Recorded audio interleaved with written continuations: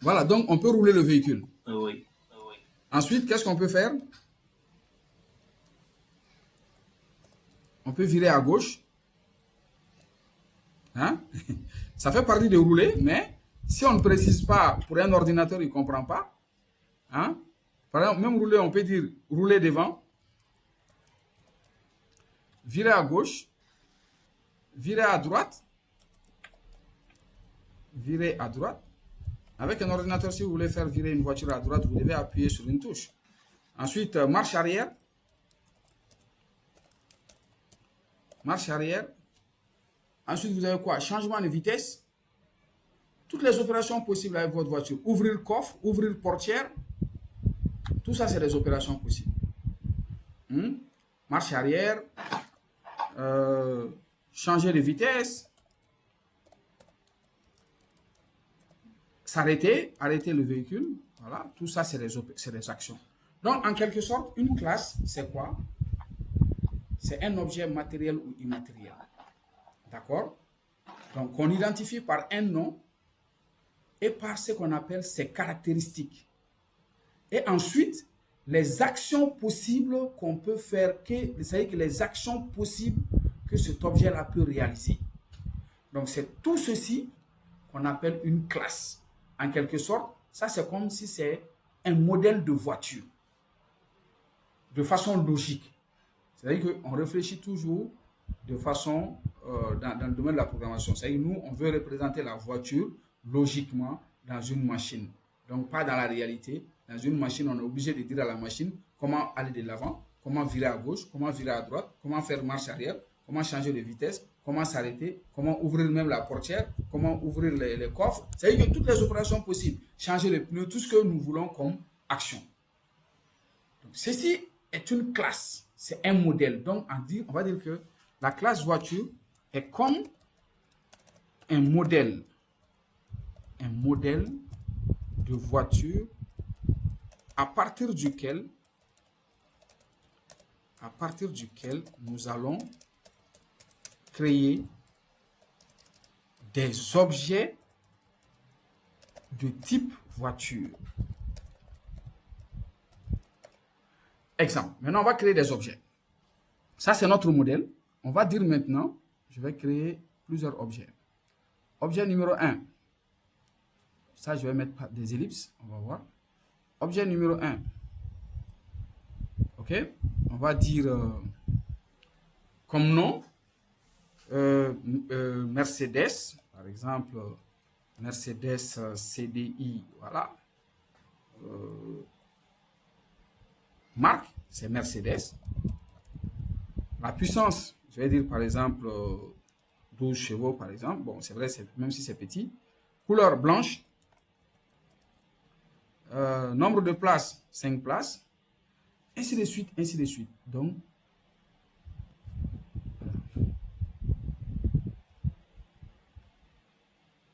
voilà. Donc, nombre de places 5. Numéro de série, on va mettre un numéro, quelque chose comme ça. Le modèle, berline, par exemple. OK. Donc, ça, c'est un objet. Ceci est appelé objet de la classe voiture parce qu'il est créé selon ce modèle. Et tous les objets de la classe voiture sont soumis aux actions qu'on peut effectuer sur une voiture. Après, je vais créer une deuxième voiture. Une deuxième voiture. Toyota. Alors, on va dire Toyota. Hein, Toyota, on va dire Yaris. Yaris, voilà. Marque Toyota. Toyota, puissance 24 chevaux. Exemple, c'est juste un exemple. Couleur bleu marine. Voilà. Nombre de places aussi 5. Hein? Ainsi de suite, ainsi de suite. Donc, on n'est pas obligé de définir toutes les propriétés, mais c'est pour vous dire que on peut créer des éléments comme ça. On va diminuer un peu. Voilà. Bleu marine. Il y a quoi d'autre? Numéro de série, voilà, quelque chose de ce genre. C'est aussi une berline, voilà. Et voilà. Donc, regardez, je viens de créer deux objets d'une même classe. Cet objet appartient à cette classe. Cet objet appartient à cette classe. Maintenant, on va dessiner un objet qui n'appartient pas à cette classe. Un objet qui n'appartient pas à cette classe. Par exemple, je vais faire je sais pas, un autre objet qui n'appartient pas à cette classe. Par exemple, je vais dire, je mets abscisse x, ou bien par exemple, je mets 10, 20, voilà, et je mets par exemple blanc. Les informations qui sont là ne correspondent à aucune information ici. 10, 20, ça ne peut correspondre ni au nom, ni à la marque, ni rien du tout. Mais par contre, cet objet, il peut être un objet d'une autre classe, mais pas de celui-là. Donc, ces deux-là sont des objets de la classe voiture, tout simplement parce que les caractéristiques de ces objets sont définies en accord avec les éléments qui sont cités dans la partie caractéristique d'une voiture. Et pourquoi la partie action, on appelle ça la partie action, on ne voit ni dans l'objet 1 ni dans l'objet 2, ça voudrait dire tout simplement que tous les objets de la classe voiture sont soumis à ces actions. Ça veut dire que la Mercedes peut rouler devant, la Mercedes peut virer à gauche, la Mercedes peut virer à droite, la Mercedes peut s'arrêter. La Toyota aussi peut faire la même chose, ainsi de suite, ainsi de suite. C'est bon, vous avez saisi la notion de classe? Hein?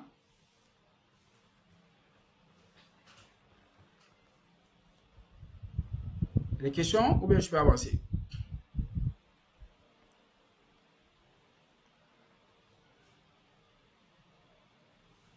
Ah, vous dormez ou quoi? Ouais, vous n'êtes pas là? Non, on peut avancer. Moi, je suis là. On est là. D'accord. D'accord, donc je ne sais pas, j'ai dit, bon, c'est compris ou bien il y a des questions?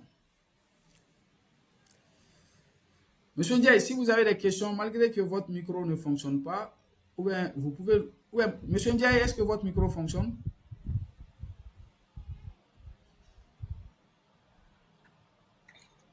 Parce que je pense que son micro ne fonctionne pas. Maintenant, vous pouvez nous envoyer des messages si vous avez des questions. Je vois qu'il n'y a pas de messages vous concernant quand même ici.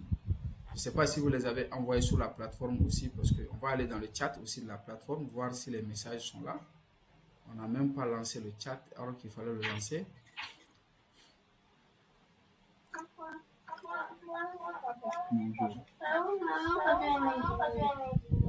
Il y a des questions? Quelqu'un a ouvert son micro?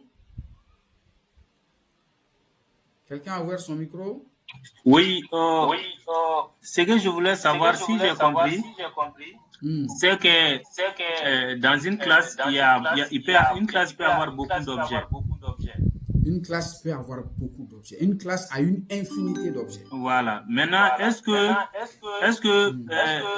ça dit que plusieurs objets, si je dis objets qui peuvent appartenir à une classe, mais comme vous l'avez dit, voilà, vous avez pris par exemple le 20, le 10, 20 et autres là. Est-ce qu'on pouvait avoir aussi une autre classe qui est différente de voiture? Maintenant, dans le même programme. Oui, qui va correspondre à cet objet. D'accord. C'est que dans un programme, on peut avoir plusieurs objets. Les objets là ne sont pas obligés d'être du même type. Par exemple, dans un programme qui gère une école, dans ce genre de programme, on a des objets enseignants, on a des objets étudiants, on a des objets classes, on a des objets cours. Tu vois? Mais ces objets-là communiquent entre eux. L'enseignant va dispenser un cours dans une salle de classe à des étudiants. Maintenant, ça, c'est la schématisation. En fait, dans la réalité, nous sommes en train d'écrire des tout petits programmes, des programmes très petits, mais dans les gros développements, il y a ce qu'on appelle des méthodes d'analyse. D'accord? Ça, je pense que c'est le moment d'expliquer ça aussi. C'est que... pour les petits programmes, on peut penser à ça de façon très rapide. Voilà. Donc, on va dire pour les petits problèmes, voilà, les petits besoins. Voilà, les petits besoins. On peut imaginer les classes, voilà, à la volée. Voilà, on peut imaginer les classes à la volée. Sinon, il y a une méthode qui permet, face à n'importe quel problème,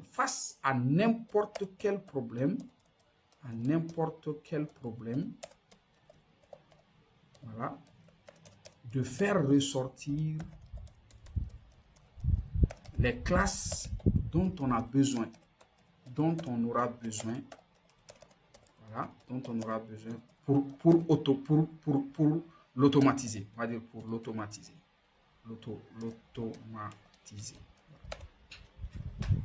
ça veut dire qu'il y a une méthode qui va nous permettre d'analyser n'importe quel problème dans le souci de l'automatiser. Et cette méthode s'appelle tout simplement UML, Unified Modeling Language, langage unifié de modélisation. Et ce UML est orienté, parce que quand on modélise avec UML, c'est pour dire qu'on va utiliser un langage orienté objet pour écrire notre programme, notre projet. Mais il y a une autre méthode, qui s'appelle MIRIS. D'accord? Mais ça, c'est pour les projets dans lesquels on utilise un langage de programmation linéaire et ou structuré. Mais on peut par exemple, ce qui est important, c'est qu'on peut faire du MIRIS. Pour faire du linéaire structuré, on peut aussi utiliser un langage orienté objet pour écrire un projet qui a été analysé avec la méthode MIRIS. Mais dès qu'on analyse avec UML, on est obligé de passer par un langage orienté objet. Parce que lui, il répond spécifiquement. Bon, ça, c'est le travail des informaticiens. Mais vous apprenez ça dans le souci de pouvoir automatiser et stocker vos données cibles. Donc, on ne va pas vous apprendre les langages de modélisation, parce que ça, c'est toute une histoire. Il y a beaucoup de choses, il y a 9 diagrammes, il y a énormément de choses à l'intérieur. Là aussi, c'est tout un cours. OK? Mais déjà, c'est bon de savoir que ça existe. Donc, déjà, on va dire que un objet est issu d'une classe. Donc, un objet, s'il a une nature, sa nature, c'est la classe. Par exemple, cet objet, il est de type voiture. Cet objet, il est de type voiture. Celui-là, par exemple, il est de type point. C'est un objet de la classe point que j'ai voulu imaginer. Un point avec son abscisse, son ordonnée et la couleur du point dans l'espace. Par exemple, ça, c'est le programme qu'on va écrire tout de suite pour la manipulation d'un point dans l'espace. D'accord? Voilà, c'est un des petits programmes élémentaires. Donc, je ne vais pas compliquer avec des programmes voilà, complexes. Donc ici, on a des objets. Un objet, un objet est créé à partir d'une classe. Donc pour créer un objet, il faut forcément créer sa classe. Donc maintenant, juste un petit aperçu pour que vous ayez une idée de ce qui nous attend vers la fin. On va par exemple dire problème, on va dire exercice. Voilà, exercice. Voilà. Soit un point dans l'espace. Voilà. On va écrire. Monsieur Sissoko. Oui. S'il vous plaît. Vous venez de dire que un objet est issu d'une classe. Mais est-ce qu'un objet peut appartenir à deux classes différentes? Non. Impossible. Impossible? Ouais. D'accord. Sauf si ces classes sont liées par la relation d'héritage. Ok. L'héritage, c'est une relation. On verra ça après. Mais pour l'instant, considérez qu'un objet ne peut en aucun cas appartenir à deux classes.